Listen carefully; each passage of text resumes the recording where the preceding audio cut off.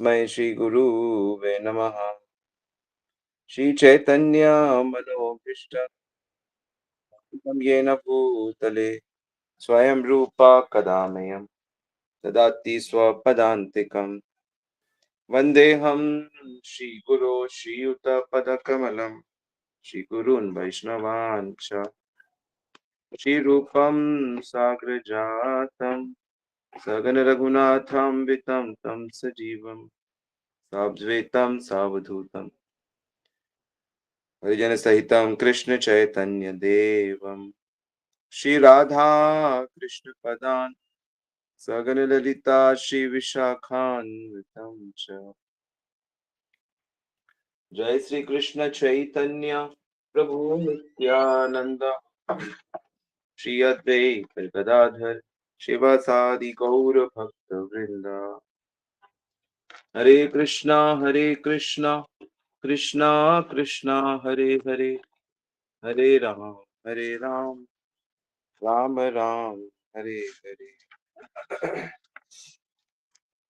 हरे कृष्णा। सभी भक्तों का बहुत बहुत स्वागत है नित्य श्रवण की कथा में। और आज एक बड़ी अच्छी चीज चर्चा करेंगे हम। चर्चा ये करेंगे कि एक ही काम हमको करना है और एक ही काम के लिए हमें बहुत मुश्किलें आती हैं। एक ही काम आप लोग करते हो, पर एक ही काम को ठीक से करना है। आप लोग क्या करते हो कि अपने मन को सांसारिक चीजों में लगा के रखते हो, जिससे वहां से सुख मिले, करोड़पति बन जाए,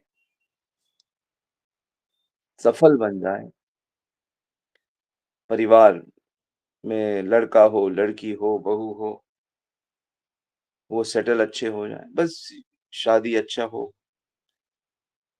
पत्नी अनुकूल हो, यही सब सांसारिक विषय। अब थोड़ा-सा गीता पढ़ के, थोड़ा-सा जो भी आप लोग रेगुलर सत्संग सुनते हो, जो ठीक से सुनते हैं, जो ठीक से लिखते हैं, उनको ये बात तो समझ आ गई होगी कि मुख्य बात ये है कि भगवान में मन किस तरह लगे। तो बुद्धि लगेगी, तो मन लगाने की कोशिश करेंगे, बुद्धि निर्णय ले लेगी कि भाई मन भगवान में लगाना है। और जितना ही हम इस मन को भगवान में लगाने की कोशिश करते हैं, तब हमें पता लगता है कि मन कितना प्रमाथीनी है, मतलब कितना खटी है। एक भगवान में लगना चाहिए, हम इसे लगाना भी चाहते हैं, लेकिन ये बदमाश लगता ही नहीं है। जाने ऐसी क्या ताकत इसमें है, क्या नशा इसको है कि भगवान में थोड़ी देर लग के फट से भाग जाता है। और या तो इतिहास में, भूतकाल में चला जाता है, या भविष्य के प्लानिंग करता रहता है।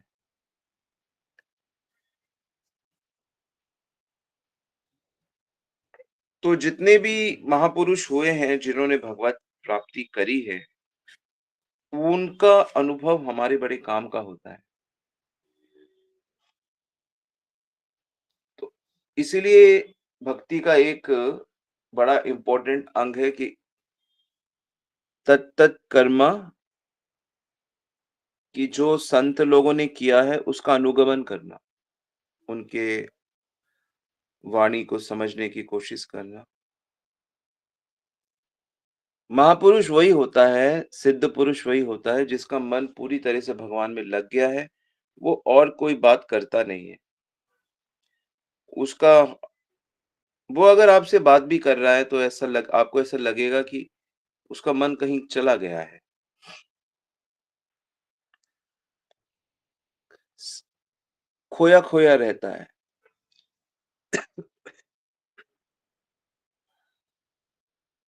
जैसे सांसारिक लोग घूम फिर कर, दुकानदार घूम फिर कर अपने सामान को बेचने पे आ जाता है।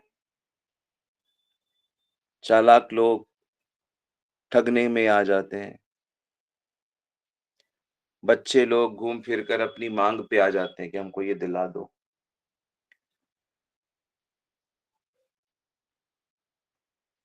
तो जो सिद्ध पुरुष होते हैं वो घूम फिर कर भगवान में उनका खोए-खोए रहते हैं। जैसे आप कभी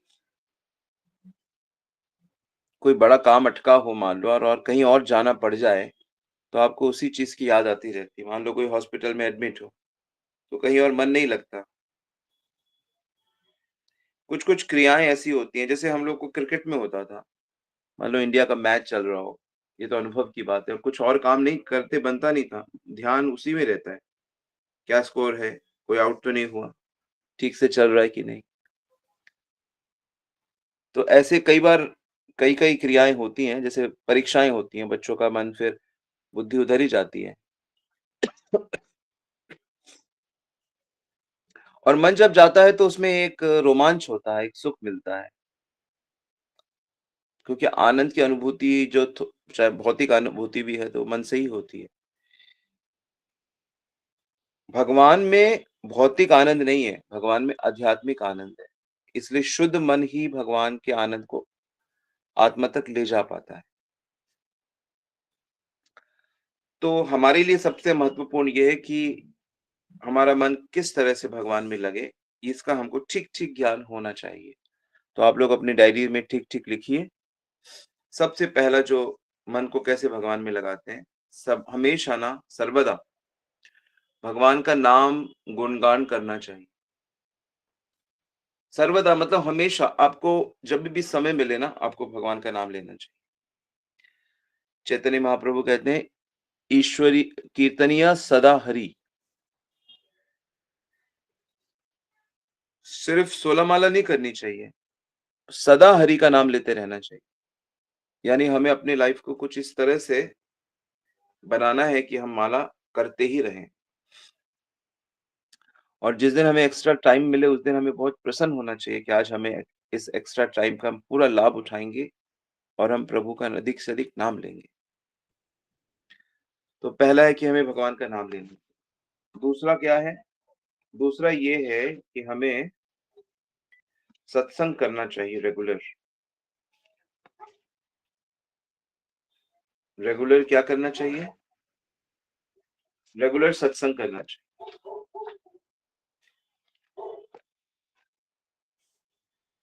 सत्संग, सत मतलब ट्रुथ होता है, परम सत्य। सत का एक्चुअली में यहाँ सत्संग का मतलब होता है, जो हमेशा रहने वाले जो ईश्वर है, उनकी चर्चा। भगवान की चर्चा 2 ग्रंथों में मूल रूप से की गई है, एक भगवद गीता और एक भागवत पुराण। भगवद गीता में भगवान ने जो जीवन के सिद्धांत बताए हैं, नियम बताए हैं, उसकी चर्चा है। वो कृष्ण खुद ही कह रहे हैं। और भागवत में सिद्धांत के साथ-साथ भगवान की लीलाएँ, भक्तों की प्रार्थनाएँ, ये ज़्यादा है। हर प्रकार के भक्त उनके और उनके साथ भगवान का जो रेसिप्रोकेशन है और ज्ञान की जो बातें हैं और आनंदमय जो लीलाएँ हैं, जो भगवान ने जब धराधाम में वो आए, उन्होंने कई-कई लीलाएँ करी, तो कुछ 90 लीलाएँ भागवत में 90 अध्याय हैं 10th स्कंद में, उनकी सुखदेव गोस्वामी ने विस्तृत चर्चा की है, जो सुनने में बड़ा आनंद देती है। इसी में गोपी गीत, वेणु गीत, भ्रमर गीत आदि सब गीत भी हैं, गोपियों के द्वारा गाए गए और ज्ञान-विज्ञान से भरे हुए उद्धव के साथ भगवान ने बहुत भक्ति का डिस्कशन किया है, 11वें स्कंद में, उसकी भी बहुत चर्चा है। तो रेगुलर सत्संग करना चाहिए। आम जनता रेगुलर सत्संग नहीं करती, वो कभी किसी कीर्तन में पहुँच जाती है या कभी किसी इन्विटेशन में आते हैं जहाँ कोई साधु होते हैं। जैसे हम लोग ही कई बार बर्थडेज़ में, इवेंट्स में थोड़ा सत्संग करते हैं तो कुछ लोग सुन लेते हैं, लेकिन उससे उनके जीवन में वो बात नहीं बनती। जोश-जोश में लोग माला भी ले लेते हैं हमसे और कहते हैं हम करेंगे, लेकिन फिर करते नहीं हैं, क्योंकि जब तक रेगुलर भक्तों का, साधु का संग ना हो, तब तक माला करना असंभव है। नोट कर लें, बिना भक्तों के संग के, अगर आपका कोई ग्रुप नहीं है ना भक्तों का, सेंट और इसीलिए छोटे-छोटे भक्तिमय केंद्रों की, कल्चरल सेंटर्स की बड़ी ज़रूरत है,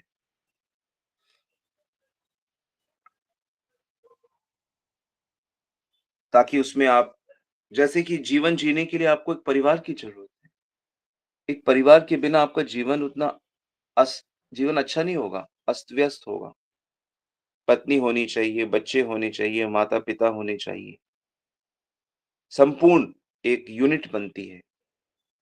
तो ऐसे ही भोग विलास का जीवन जीना है, तो आपको ये परिवार की आवश्यकता है।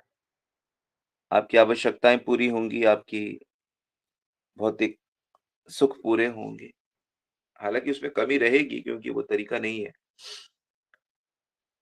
पर उसमें अगर आप ईश्वर को जोड़ लो, भक्ति जोड़ लो, तो शायद आपको परिवार के साथ बड़ा आनंद आएगा, सच्चा वाला। ठीक उसी प्रकार जो भक्ति करना चाहते हैं, उनके लिए सत्संग रूपी परिवार, भक्तों का ग्रुप बहुत ज़रूरी है, और उनके साथ मिलके भक्ति की चर्चा, गुरु के साथ, वैष्णवों के साथ भक्ति की चर्चा होनी चाहिए। ये दूसरा पॉइंट है। हम चर्चा कर रहे हैं मन भगवान में कैसे लगाएँ। तीसरा पॉइंट है, बीच-बीच में ना बड़े-बड़े भक्तों से, साधुओं से मिलना चाहिए। पर्सनल उनके साथ बैठना चाहिए, उनसे अपने संशय आदि पूछने चाहिए। जिनको भक्ति में बहुत अनुभव है, सन्यासीगण हैं, भक्ति में कई वर्षों से जो रचे-पचे हैं, उन भक्तों से मिलना चाहिए, आशीर्वाद लेना चाहिए, ज्ञान की चर्चा करनी चाहिए। क्योंकि संसार में लोग रहते हैं, दिन-रात बस विषयों की ही बातें चलती हैं। विषय बाहर भी हैं, विषय अंदर भी हैं। तो जब तक विषयों में मन घूमता रहेगा, तो भगवान में नहीं लगता। इसलिए चौथा पॉइंट है कि कभी-कभी थोड़ा अकेले में जाके, निर्जन जिसको कहते हैं ना, अकेले में जाके कुछ 3 दिन, 4 दिन, 5 दिन रहकर, अकेले में जाकर भजन करना चाहिए। जहाँ आपका रेगुलर घर की चीज़ें ना हो, पत्नी ना हो, बच्चे ना हो, कोई दोस्त ना हो। एकांत में रहकर भी आप इस तरह से साल में कम से कम 2-3 बार ऐसा ब्रेक ले सकते हो। हम लोग तो कैंप ऑर्गेनाइज़ करते हैं, ताकि भक्तों को इंस्पिरेशन मिले, थोड़ा चेंज मिले। लेकिन जो भक्ति होती है ना, वो ग्रुप एफर्ट नहीं होता। भक्ति ग्रुप में चीज़ें सीखी जाती है, मोटिवेशन मिलता है, समझ आती है, संशय दूर होते हैं गुरु के साथ। आजकल मॉडर्न ज़माने में इस तरह के जो सत्र बोला जाता है, इनको सत्र, अंग्रेज़ी में रिट्रीट या कैंप हम बोलते हैं, कैंप, साधना कैंप करते हैं हम लोग। लेकिन फिर भी मनुष्य को ना बीच-बीच में, चाहे 2 दिन ही हो, 1 दिन ही हो, अकेले जाके रहकर ना भजन करना चाहिए। निर्जन स्थान में जाकर भगवान का चिंतन करना बहुत ज़रूरी होता है बीच-बीच में, और शुरुआती दौर में तो ज़रूरी होता है, क्योंकि ना इस तरह मन को अगर आप बहुत एक तरीके से स्पेशल ट्रेनिंग दोगे, तो ये बहुत जल्दी शुद्ध हो जाएगा। क्योंकि सारा जो चैलेंज यही है कि हम अपने मन को शुद्ध कर लें। तो ये एक बड़ी हेल्पफुल एडवाइस है।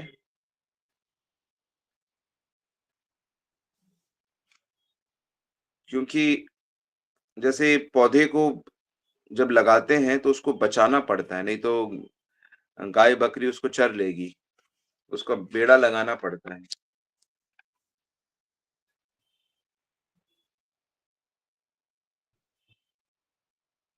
इसलिए उसको बचाने के लिए ना, ये सब चीज़ें जो हैं उसको, भक्ति को बचाती हैं, सांसारिक आक्रमणों से। मन में जो आक्रमण होते रहते हैं, मन में कभी दुःख रूपी आक्रमण हो गया, कभी खुशी रूपी आक्रमण हो गया, कभी सफलता, कभी धोखा, कभी नुकसान, कभी बीमारी, ये सब आक्रमण है मन को।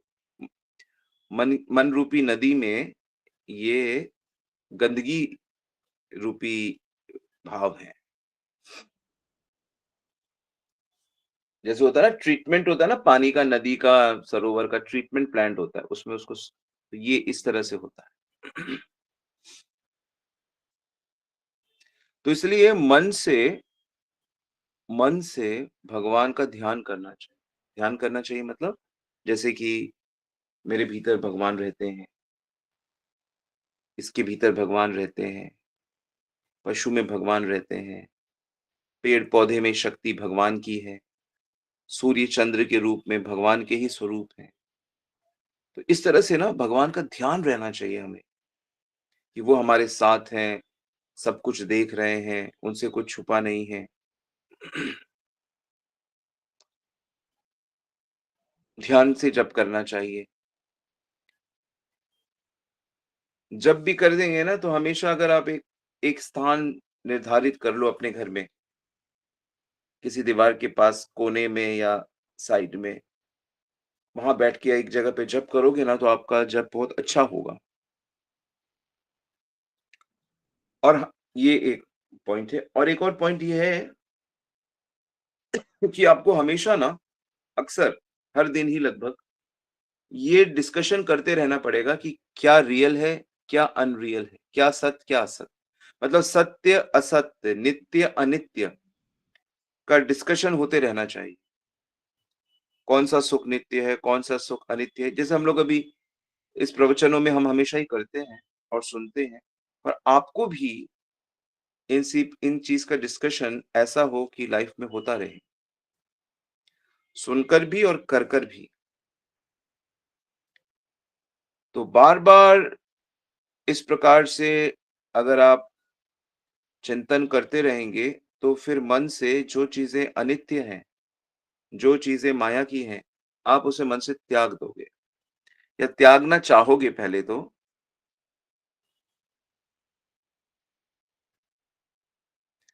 आप उसको त्याग दोगे। केवल भगवान ही सत्य हैं, भगवान ही अल्टीमेट हैं।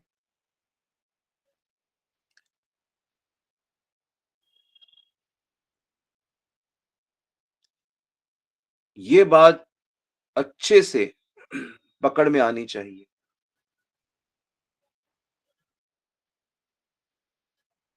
तो जैसे आप लोग घर में रह रहे हो या ऑफ़िस में रह रहे हो, आप हर तरह के काम करने पड़ते हैं आपको, हर तरह के लोगों से आपको मिलना पड़ता है, उनके साथ व्यवहार करना पड़ता है। काम करो, सब काम करना चाहिए लेकिन मन भगवान कृष्ण में रह होना चाहिए, मन कृष्ण में रखना चाहिए।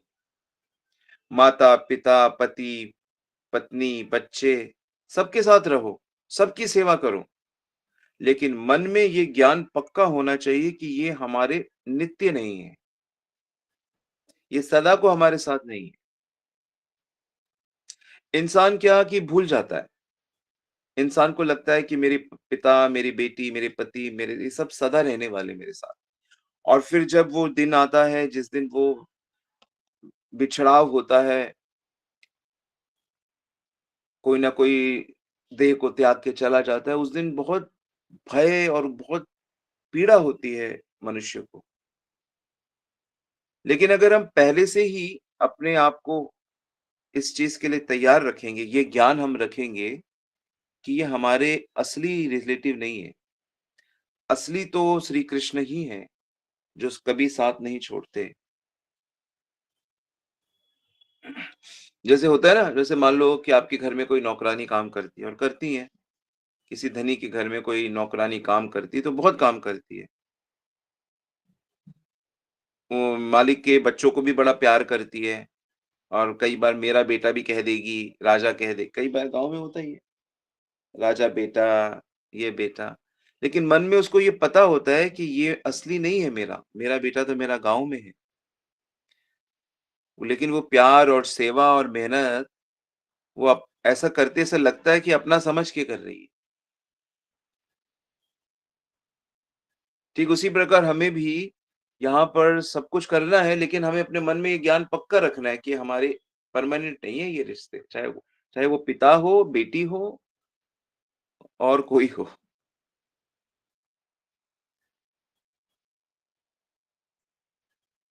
तो जितना आप इस चीज़ का मनन करोगे, जितना आप इसका चिंतन करोगे ना, ये पक्का हो जाएगा आपके अंदर और आपको माया से छुटकारा मिल जाएगा। पता लग जाएगा आपको अपने आप ही।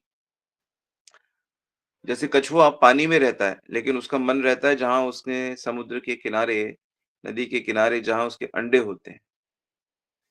ये शास्त्रों में उदाहरण बहुत दिया जाता है कछुए का, कि संसार में काम करो, संसार का काम करो, लेकिन मन कृष्ण में रखो। क्योंकि अगर आपका मन भगवान में नहीं होगा, तो आप संसार में ऐसा फँसोगे कि दिन-ब-दिन आपकी जो उलझनें और परेशानियाँ हैं, वो इतनी बढ़ती जाएँगी कि आप उनसे छुटकारा नहीं पा सकते। कई-कई लोग इस तरह संसार में जब थोड़ी-सी दिक्कत आती है, तो डिप्रेशन में आ जाते हैं। वो बेचारे अजीब से हो जाते हैं। उनको इतना गहरा कई बार कइयों का बिज़नेस लॉस में चला जाता है, कइयों की नौकरी छूट जाती है, कइयों की पत्नी छोड़ देती है या पति छोड़ देता है, कइयों के घर में संतान बड़े संतान की मृत्यु हो जाती है, कइयों की बहू चली जाती है, कइयों का तलाक हो जाता है। तो वो इतना गहरा सदमा, उलझता जाता है जीवन। फिर उसको कैसे ठीक करें, कैसे उस सदमे से बाहर जाएँ, मन इतना दुखी, विद्रोही बन जाता है, नास्तिक बन जाता है या फिर मनुष्य ऐसी परिस्थिति में गंदी चीज़ों का सहारा ले लेता है। नशे में चला जाता है, स्ट्रेस होता है, शराब पीने लगता है, वेश्याओं के पास तक चला जाता है, पाप करता है और उसको समझ नहीं आता कि क्या करे, कि बस नशा करके बस सो जाओ, बस भूल जाओ इन चीज़ों को, क्योंकि नींद ही नहीं आती है। तो ऐसा उन लोगों के साथ होता है जो भगवत भक्ति नहीं करते। भक्ति के बिना संसार में इतने रोग होंगे, इतना शोक होगा कि बस। तो इसलिए जितना आप संसार के विषयों का चिंतन करोगे, उतना उसमें लगाव बढ़ेगा और जितना आप भगवान के विषयों का चिंतन करोगे, गीता के सिद्धांतों का चिंतन करोगे, उतना भगवान में लगाव बढ़ेगा और ये माया से आप छूटते जाओगे। हमारे बंगाल में कैसे समझाते हैं, कहते हैं कि अगर आपको कटहल खाना हो ना, कटहल, खाया होगा आपने कटहल, पक्का भी होता है, कटहल की सब्जी भी बनती है। चैतन्य महाप्रभु को तो कटहल की सब्जी बहुत प्रिय थी। वो तो बड़े चाव से कटहल की सब्जी, केले के फूल की सब्जी, केले का एक फूल होता है ब्राउन कलर का और कटहल की जो सब्जी होती है, महाप्रभु को बड़े चाव से महाप्रभु पसंद करते थे। तो आप लोग भी बीच-बीच में अपने गौर निताई को, राधा कृष्ण को कटहल की सब्जी खिलाया करो, कच्चे केले की सब्जी खिलाया करो। तो कटहल अगर काटना हो ना, जब खाना हो, तो पहले ना हाथों में तेल लगाया जाता है। नहीं तो क्या होगा, वो सारा हाथ में दूध लग जाता है। कटहल का जो चिपक जाएगा पूरा, बड़ा मुश्किल हो जाता है। तो उसी प्रकार जब संसार में रहना हो, तो भगवत भक्ति रूपी तेल अपने मन में लगा लो और संसार रूपी जो कटहल है, उसके साथ काम करो।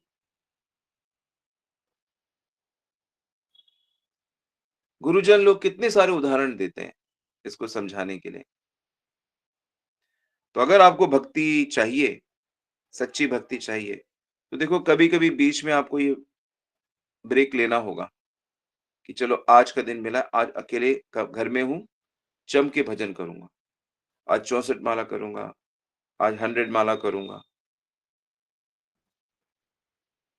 जैसे दही को जमाना हो ना, तो उसको छेड़ना नहीं चाहिए, एक जगह अलग से रख देना चाहिए। अगर हिलता-डुलता रहेगा तो कैसे जमेगा? ऐसे ही जो मन है उसको एक जगह पे रखकर पूरी तरह से भगवान में लगा देना चाहिए बीच-बीच में।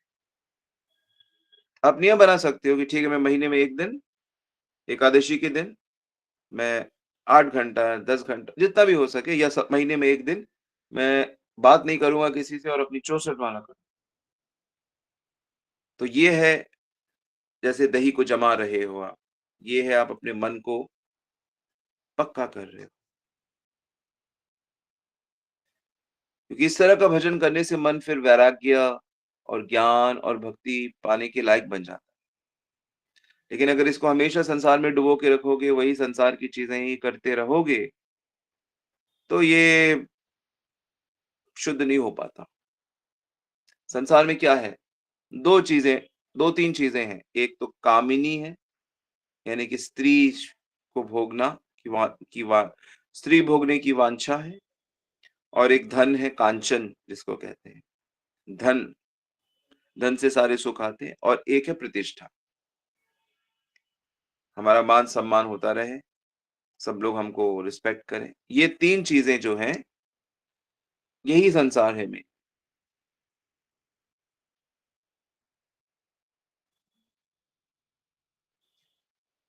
तो इसलिए ये इन्हीं चीज़ों में मन लगा रहता है। कंचन कामिनी प्रतिष्ठा भागिनी। भक्ति सिद्धांत महाराज कहते हैं कि ये इसी में मन लगा रहता है। सबका मन, जो भी सांसारिक लोग, मतलब ही ये होता है। और फिर लोग दिखाते हैं कि देखो हमारे भोग देखो, हमारी पत्नी देखो, हमारी सुंदरी देखो, हमारी गाड़ी गाड़ी यानी हमारा धन देखो, हमारा ऐश्वर्य देखो यानी हमारा धन देखो।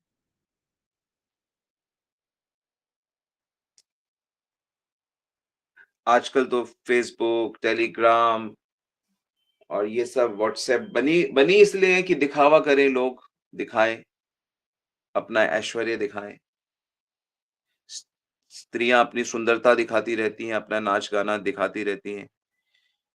लोग अपने गाड़ी खरीदी, गाड़ी का फ़ोटो डाल दिया, विवाह हुआ, विवाह के इतने फ़ोटो डाल दिए, विवाह के वीडियो बनाते हैं, जैसे फ़िल्मों की शूटिंग होती है ना, लोग आजकल विवाह से पहले अपना पूरा वीडियो का पूरा फ़िल्मों जैसा हीरो-हीरोइन बन के गाने गाते हैं, उसपे शूटिंग करते हैं और उसको इंस्टा में डालते हैं, फ़ेसबुक में डालते हैं कि देखो, देखो हमारा भौतिक जीवन देखो।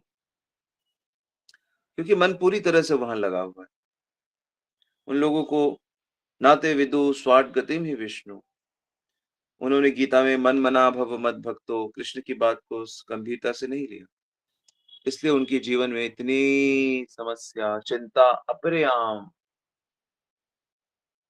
अनंत चिंताएँ का जाल उनके जीवन में रहता है। तो इसका सॉल्यूशन यही है कि हमें अपने मन को भगवान में लगाना है और परफेक्ट लाइफ जीनी है, और इस लाइफ को परफेक्ट करके हमें भगवत धाम वापस जाना है। यद् ज्ञत्वा न निवर्तन्ते तद्धामम परमम मम। भगवान कहते हैं एक बार फिर मेरे पास आ जाता है, उसको मैं वापस नहीं जाने देता, और वो उसका मन भी नहीं करता। क्यों जन्म मरण के साइकिल में जाएं, नित्य जीवन जीता है। तो आप लोग ये जो कुछ मैंने पॉइंट्स बताए हैं साधना के, इसको नोट किया है आप सबने, और इसका पालन करना शुरू करें। इससे जीवन आपका बहुत अच्छा हो जाएगा। ऑलराइट। सो श्रील प्रभुपाद की जय, गुरु महाराज की जय। किसी का कोई प्रश्न है तो आप पूछ सकते हैं।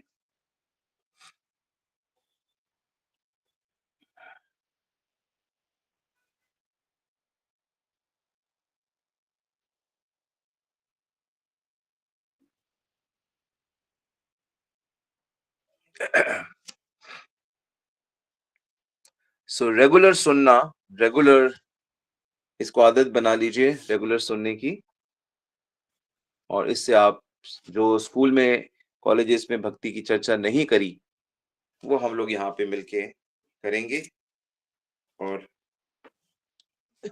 मैं इस सेवा को गंभीरता से करूँगा, ऐसा मैंने प्रण किया है।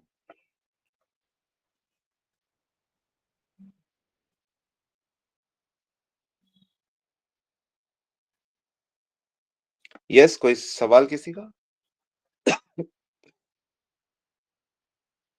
हरे कृष्णा प्रभु जी, दंडवत प्रणाम। जी मैया। प्रभु जी सारी बातें आप जो सिखाते हैं सब सत्य है, मन मानता भी है उस चीज को।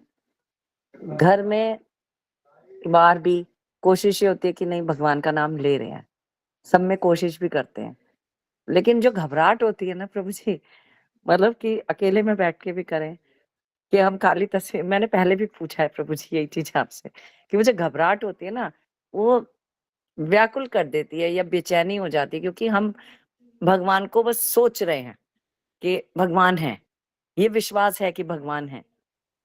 अब चमत्कार की उम्मीद भी नहीं है, देखा भी नहीं है, बस एक शक्ति है ये मानते हैं, लेकिन उससे बेचैनी बहुत हो जाती है, व्याकुलता होती है उससे प्रभु जी बहुत। नाम तो मतलब लेते हैं उसमें, कोशिश व्याकुलता, करते हैं उसी जो घबराहट वो अच्छी वाली सेंस में कह रहे हो या डर वाले या परेशानी वाले सेंस में कह रहे हो? चिंता वाले? नहीं, परेशानी नहीं होती, डर नहीं है, डर तो मतलब डर किस चीज़ का? डर तो कुछ ऐसा है ही नहीं। तो मतलब ये है कि हमने देखा नहीं है, उम्मीद भगवान है को कि हाँ, पाने भगवान की पकड़ जी, लेगा, उससे यही कहते हैं हमारा हाथ पकड़ लेना बस, हमारे को पकड़ जी, के जी, रखना। जो धीरे-धीरे जैसे-जैसे मन शुद्ध होगा, वैसे-वैसे भगवत दर्शन की व्याकुलता होगी। ऐसे ऐसे कहते हैं कि जैसे कि एक एक व्यक्ति जिस चीज़ का अनुभव हम लोगों को है, जैसे मान लो किसी व्यक्ति को भोगों का अनुभव है। जैसे कि एक कोई व्यक्ति किसी स्त्री से को चाहने लगा है और उसको पाने के लिए लोग क्या नहीं करते। मतलब लोग भगा के ले जाते हैं। घर से भाग के लोग विवाह कर लेते हैं। कितना उनकी आसक्ति कितनी ज़्यादा होती है। विषयी की विषय में आसक्ति, जैसे लोगों की खाने-पीने में होती है, स्त्री-पुरुष में होती है, धन के विषयों की विषयी की विषय में आसक्ति, माता की पुत्र में आसक्ति। माता की पुत्र में बहुत आसक्ति है और एक सती की अपने पति में आसक्ति, असली वाली। कहते हैं कि इन तीनों की आसक्तियों को मिला के जब वो भगवान में लगती है, ऐसी व्याकुलता, तो भगवान मिल ही जाते हैं। ऐसी व्याकुलता होने से भगवान मिलते हैं, भगवान व्याकुलता से मिलते हैं। तो वो हम लोग नाम जप कर रहे हैं, सत्संग सुन रहे हैं, तो धीरे-धीरे हमारा मन शुद्ध हो रहा है और हमारे हमारे मन में भी ये वास्तविक वियोग, विरह, छटपटाहट आएगी। कइयों को आ रही है, कइयों को आ चुकी है। तो इसी से पता लग रहा है कि जीवन उनका सफल है। तो भोगों की तरफ चले जाता है मन, लेकिन उससे वापस लेकर आना है और प्रयास करते रहना है। ठीक है, ये व्याकुलता अच्छी है। इसीलिए मैंने पूछा ये प्लस में है या माइनस में है, सेंस कैसा है? तो अच्छा है आपका, चिंता की कोई बात ही नहीं है। हरे कृष्णा। हरे कृष्णा प्रभु जी, दंडवत। हरे कृष्ण प्रभु जी, दंडवत प्रणाम। जी मैया दंडवत प्रणाम। प्रभु जी, मेरा क्वेश्चन था कि जैसे कि हम भक्ति में तो लगते हैं, लेकिन कुछ टाइम के लिए एकदम से कैसे भूल जाते हैं रह रह के, फिर याद आता है कि अरे कितना टाइम ऐसे निकल गया। फिर ऐसे रोज बनता है प्रभु जी, निरंतर नहीं हो पाता। हरे कृष्णा प्रभु जी, थोड़ा सा इस पर डालिए प्रकाश। छोटा-सा नियम बनाइए, जैसे कि आप एक भक्त हैं और एक भक्त के जीवन में क्या-क्या होना चाहिए। तो आप एक गृहिणी हैं या वर्किंग लेडी हैं या आप जो भी आपकी स्थिति है, आप एक नियम एक वो बनाइए कि एक भक्त मेरे जीवन में क्या-क्या होना चाहिए। कितना श्रवण होना चाहिए, कितना कीर्तन होना चाहिए, कितना जप होना चाहिए, कितना विग्रह सेवा होनी चाहिए, कितना भक्तों के साथ सत्संग होना चाहिए। एक एक होना चाहिए ना एक, तो उसको आप पहले बना सेट करिए, अपने कागज़ में लिख के अपनी डायरी में और फिर अपनी बुद्धि से निर्णय लेके इसको थोड़ा-थोड़ा करना शुरू करो आप। जैसे मान लो आप ये सोचो कि मुझे 32 माला करनी चाहिए या 16 अच्छी माला करनी चाहिए, सुबह करनी चाहिए या मुझे डेली भागवत पढ़नी चाहिए। तो ऐसे कुछ-कुछ चीज़ें हैं जो आपको समझ में आ रही हैं। कुछ-कुछ नियम 1, 2, 3 नियम आप डेली थोड़ा-थोड़ा करो, अवश्य करो। तो डेली अगर आप थोड़ा-थोड़ा करोगे ना, तो 100 दिन के बाद वो चीज़ आपके पास आ जाएगी। तो फिर उससे क्या होगा कि वो जो भूलने वाली बात है कि अरे भूल गए, वो चीज़ नहीं होगा। नियम करने से नियम सभी चीज़ की रक्षा कर लेता है। आपको नियम में पक्का होना है, आपको गुरु की आज्ञा का पालन करने में पक्का होना है। ठीक है, कोशिश करिए, अवश्य सफलता मिलेगी। ठीक है प्रभु जी, हरे कृष्ण, दंडवत प्रणाम प्रभु जी। बिल्कुल, छोटे-छोटे नियम बनाइए। 5 मिनट के नियम बनाइए, बड़े नियम मत बनाइए। 5 मिनट में हो जाए ऐसे लेकिन नियम बनाइए। दोपहर के बाद से 5 थोड़ा मिनट सा। पढ़ूँगी, 5 मिनट।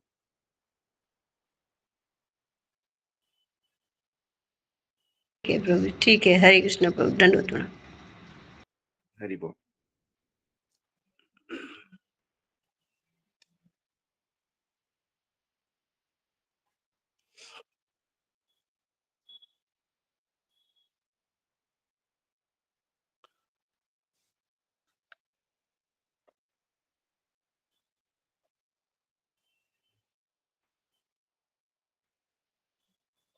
प्रश्न है, मैं गीता का 7वां अध्याय डेली पढ़ती हूँ, क्या ये सही है? क्यों डेली 7वां अध्याय क्यों पढ़ती हो आप? आपको पूरी गीता पढ़नी है, पूरी गीता के सिद्धांत समझने हैं। हाँ, कुछ दिनों तक 7वां अध्याय अच्छे से पढ़ो ताकि उसको अच्छे से समझो, ये ठीक है। पर केवल श्लोक पढ़ना या सिर्फ अर्थ पढ़ना काफ़ी नहीं है। आपको सिंसियर स्टडी करना पड़ेगा। आप ऐसा करो, हर दिन 1 श्लोक पढ़ो अच्छे से और उससे क्या सीख रही, मैं तो कहूँगा कि आप पूरा हफ्ता 1 श्लोक पढ़ो। श्लोक पढ़ो, उसको समझो, उसका तात्पर्य पढ़ो और उसको अपने जीवन में अप्लाई कर दो। ये डेली पढ़ने से, पाठ करने से कोई बात नहीं बनेगी। ज़्यादातर भारत में ऐसा ही हो गया है, सब लोग पाठ करते हैं, कोई सुंदरकांड कर रहा है, कोई दुर्गा सप्तऋषि कर रहा है, कोई गोपाल सहस्त्रनाम कर रहा है, कोई सब पाठ करते रहते हैं। हनुमान चालीसा का पाठ कर रहा है, लेकिन वो चीज़ जीवन में अप्लाई होनी चाहिए। तो गीता के सिद्धांत आपको जीवन में अप्लाई करने ही होंगे, तभी बात बनेगी। ये भी एक माया है कि नहीं हम रोज़ पढ़ लेते हैं। अरे क्या पढ़ लेते हैं आप? जब तक नॉलेज को अप्लाई नहीं करोगे उसका फ़ायदा क्या होगा? मुझे बताइए। नहीं जी, हम रोज़ दवाइयों के नाम बोल लेते हैं एक बार। दवाइयों के नाम बोल लेते हैं, दवाई खाते नहीं, अप्लाई नहीं करते, परहेज नहीं करते। तो ऐसे करिए आप।